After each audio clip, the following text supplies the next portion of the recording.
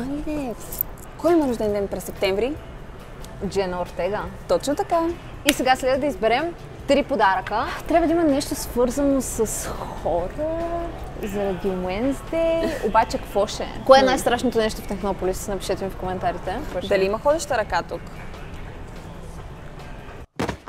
Изгледа ли втория сезон? По принцип съм го започнала, обаче не съм го изгледала до край. Но като говорим за гледане на някакви неща, къде сме в момента, да иземем ли един телевизор?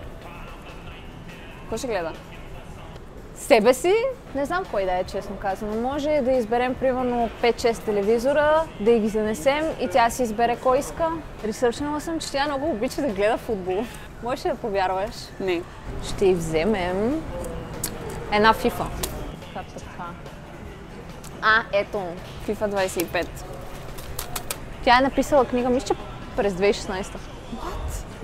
И всъщност следващия ми подарък има нещо общо с писането. Някои хора ще си помислят, че е таблет, обаче не. Ще вземем един климатик.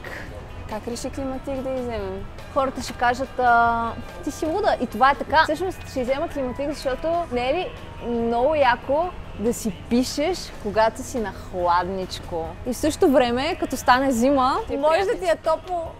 Според теб какъв рожден ден ще има? Какъв ще ти има на рождения ден?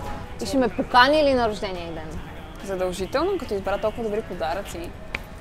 We love you, Jenna. Напишете ни в коментарите на кой да избираме подарък за октомври.